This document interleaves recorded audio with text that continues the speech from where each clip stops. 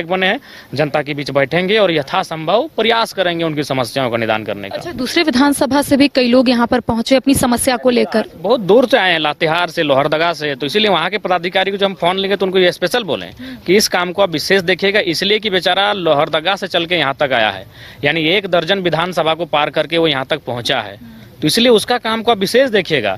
अगर वो काम नहीं भी होता है तो उसको स्पष्ट कहिएगा कि काम हमसे नहीं होगा, ताकि हम लोग आगे बढ़ेंगे। उसको लटका के मत रखिएगा, कहीं बहुत परेशान है, बहुत दुखी है।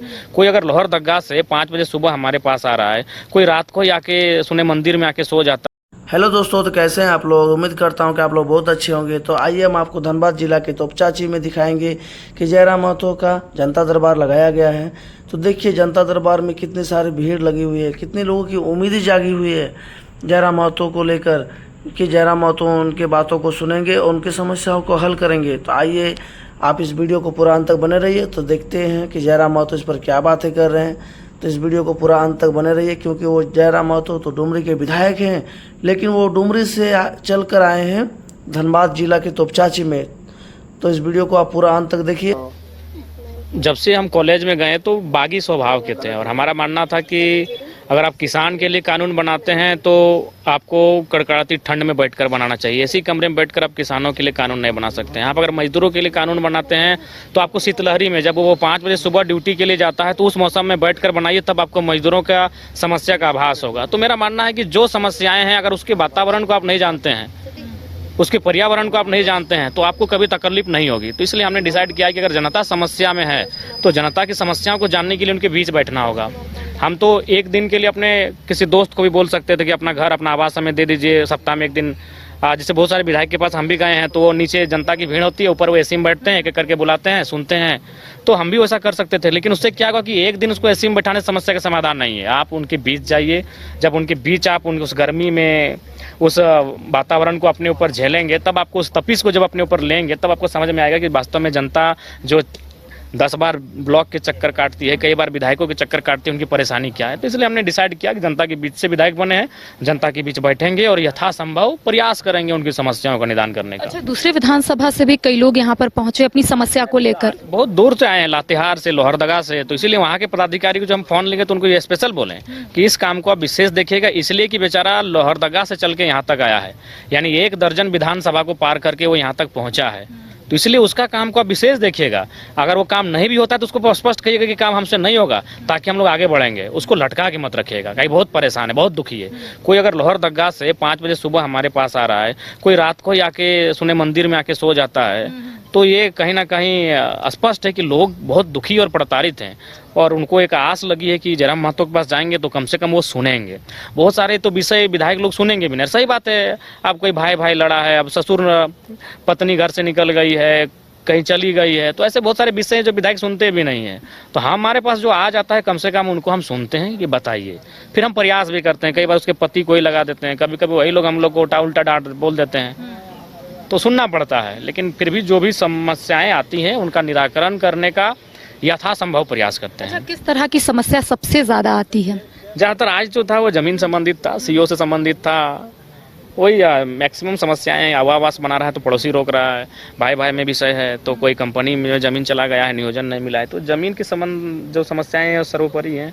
उसके बाद किसी को नियोजन 2 महीना के बाद बैठा दिया गया, 2 साल बाद बैठा दिया गया, इस प्रकार की समस्याएँ हैं। ब्लॉक से संबंधित समस्याएं हैं, जिला, कई समस्याएं ऐसी हैं जो राज्य स्तरीय हैं, सचिव स्तरीय समस्याएं हैं, तो कुल मिलाकर ओवरऑल सारी समस्याएं आती हैं। अच्छा, जनता दरबार में तो समस्या लोग लेकर आते हैं, तो क्या फोन में भी आपको कोई ऑनलाइन भेजते हैं कि उन्हें समस्या हो रही है? देखिए, फोन में भी बहुत सारे भेजते हैं, और देखिए फोन में उसको 2-3 बार हम बोलते हैं कि 2-3 बार रिपीट कर देना चाहे कि ये फोन को जैसे ही हम लोग ऑन करते हैं, हाय हेलो में लगभग 2-3 हज़ार मैसेज पार हो जाता है। और जनता भी थोड़ा सा, उनको भी बार बार बोलते हैं कि हाय हेलो के लिए फ़ोन ना करें, गुड मॉर्निंग गुड इवनिंग के लिए फ़ोन ना करें। समस्या है तो ज़रूर उसको व्हाट्सअप करें, हम समाधान करने के लिए कर्तव्यनिष्ठ हैं।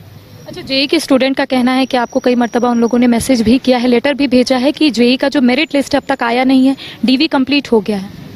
देखिए, एक इंसान है, जितने सर पे बाल नहीं उतनी समस्याएं हमारे पास आती हैं, तो उनको भी समझना चाहिए, उनको रिमाइंडर करवाना चाहिए। नहीं तो उनका प्रतिनिधिमंडल, उनको मालूम है कि हम सोमवार को डुमरी में बैठते हैं, मंगलवार को नावाडी में बैठते हैं, शुक्रवार या शनिवार को तोपचांची में बैठते हैं, तो उनको प्रतिनिधिमंडल को आना चाहिए था। टेलीफोन से ही हर समस्या का निदान नहीं हो पाएगा। हम लोग भी इंसान हैं, हम लोग भी चाहते हैं। आज देख लीजिए, जनता दरबार और भी विधायक लगाते हैं, 20, 25, 100 तक लोग आते हैं, नहीं करने से 3000 लोग आए थे। चलिए, आपका ज्यादा समय हम नहीं लेंगे। आखिरी सवाल है कि कितने बजे से कितने बजे तक आप जनता दरबार लगाते हैं, और एक बार फिर से रिपीट कर दीजिएगा कि कौन कौन से दिन कहाँ लगाते हैं। अभी तो देखिए, अनुमान हम भी जब तक कि एक वहाँ जनता दरबार में पहुंचा हुआ अंतिम व्यक्ति तक जब तक हम बात ना कर लें, जब तक उससे या फिर हम बात करें या फिर मेरे बहुत सारे जो पदाधिकारी आए हैं वे लोग भी मेरा हेल्प करते हैं, वे लोग भी सक्षम है बात करने में पदाधिकारी से। तो जब तक अंतिम व्यक्ति यहाँ से सेटिस्फाइड नहीं होता है तब तक हम जनता दरबार लगाते हैं। जैसे अभी अब 3:49 हो रहा है, हमको लगता है सुबह 11 बजे निकले हैं, 11 बजे 4 मैंने हमको लगता है कि अब हमको लगता है 5 बज ही जाएगा, तो 11 बजे से 5 बजे तक आज का जनता दरबार रहा। अनुमान इतना समय तक कोई सरकारी जो नौकरी करता है ना, जो वो नहीं बैठता है, वो जल्दी सोचते घर जाएंगे। और हम लोग तो विधायक हैं यार, वीआईपी लोग होता है विधायक लोग, ये तो हम आके जनता को बता दें कि विधायक आपका सेवक होता है, नहीं तो विधायक यानी भगवान लोग समझते थे। आज हम लोग आधा समस्या तो विधायक जी गाड़ी में बैठते बैठते, विधायक जी मेरा वाला छूट गया, अच्छा ठीक है तो अपना नेक्स्ट डे लेगा ना, उसी में पार हो जाता था। लेकिन ये तो हम आने के बाद जनता को बता दिए कि विधायक का काम क्या होता है, विधायक आपका सेवक होता है, विधायक आपसे चुन के जाता है। नहीं तो विधायक का मतलब होता है कि ईश्वर का रूप होता है। लोग वो इमेजिन करते हैं सादा कुर्ता में वो कोई भगवान है विधायक, लेकिन उस परिपाटी को हमने चेंज कर दिया है। इसलिए अनुमान ऐसे भी हमें लगता है कि कोई विधायक इतना देर बैठेगा, लेकिन चूंकि जनता आई है और जनता की समस्याएं, हम लोग कभी देखिए पाँव धरने लगता है, कभी कभी पाँव फैला देते हैं। उस समय अगर कोई वीडियो या फोटो ले तो लोग गलत भी बोलेंगे, लेकिन वो परिस्थिति को नहीं जाने कि हम पाँव क्यों फैला दिए हैं।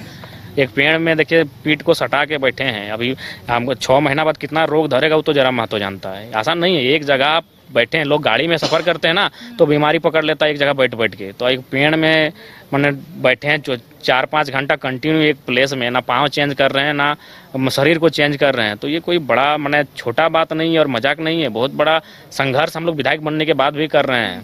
नहीं तो विधायक बनने के बाद अनुमान लोग अपना मर्जी के अनुसार काम करते हैं, क्योंकि सबको मालूम है समीकरण से चुनाव जीतते हैं। लोग गाली खूब देते हैं विधायक को 4.5 साल। हम बहुत सारे विधायक और सांसद को देखे हैं, वो बोलते थे कि मैंने सांसद को गांव में घुसने नहीं देते थे और 3 लाख 4 लाख से जीत जाता था, क्योंकि वोट समीकरण से होता है। और बाकी जो 2 पार्टी वो समीकरण से जीतती है, इंडिया भी और एनडीए भी।